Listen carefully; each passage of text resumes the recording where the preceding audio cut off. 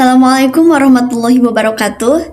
Selamat siang semuanya. Perkenalkan, nama saya Devi Nurrohmah. Saya dari program studi informatika Sekolah Tinggi Teknologi Cipasung dari kelas IF2A dengan NIM 10225028. Pada video final project ini, saya akan mempresentasikan materi mengenai struktur CPU untuk membedah komponen internal penyusun komputer beserta fungsinya berdasarkan modul perkuliahan yang telah kita pelajari.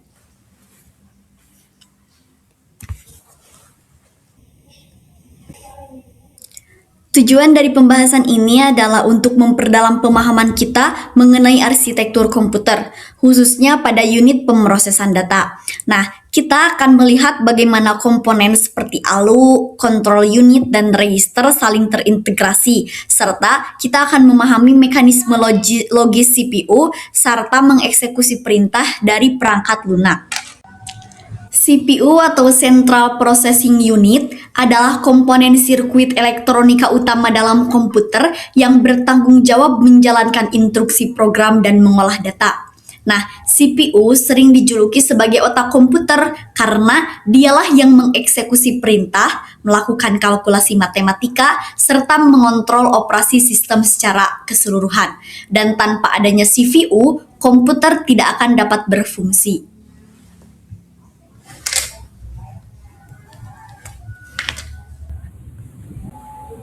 Untuk fungsinya sendiri, yang pertama pemrosesan data, yang kedua kontrol unit, yang ketiga menjalin instruksi program, yang keempat mengelola memori dan penyimpanan sementara, yang kelima menangani instruksi dan multitasking. Perhatikan diagram blok di layar. Secara makro, CPU itu terhubung dengan memori utama dan perangkat input ataupun output melalui jalur sistem bus.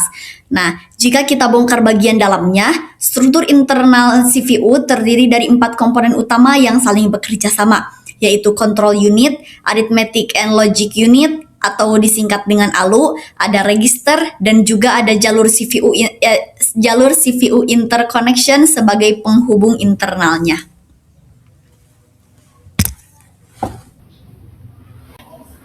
Mari kita bahas komponennya. Yang pertama yaitu ALU, bertanggung jawab atas komputasi fisik yang dibagi menjadi dua.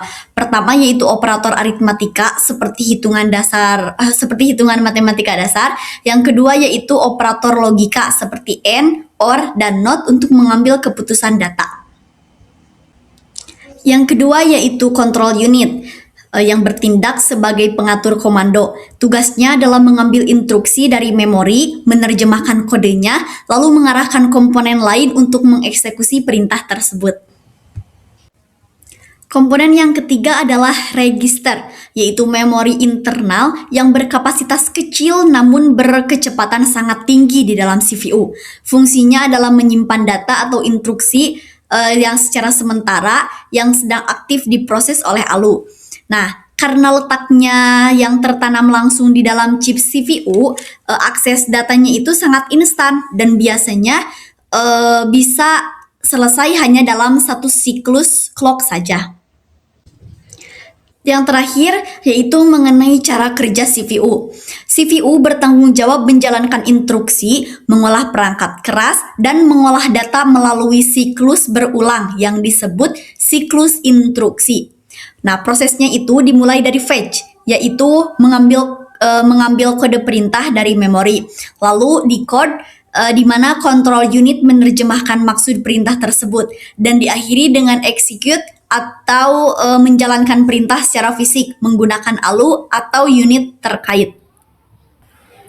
Jadi kesimpulannya, komponen ALU, control unit, dan register di dalam CPU bekerja secara harmonis untuk mengerjakan seluruh sistem komputasi kita sehari-hari. Nah, mungkin demikian presentasi dari saya. Terima kasih kepada dosen pengampu Bapak Puji Imam Mutakin atas bimbingannya. Allahul muwaffiq ila aqwamit thoriq. Wassalamualaikum warahmatullahi wabarakatuh.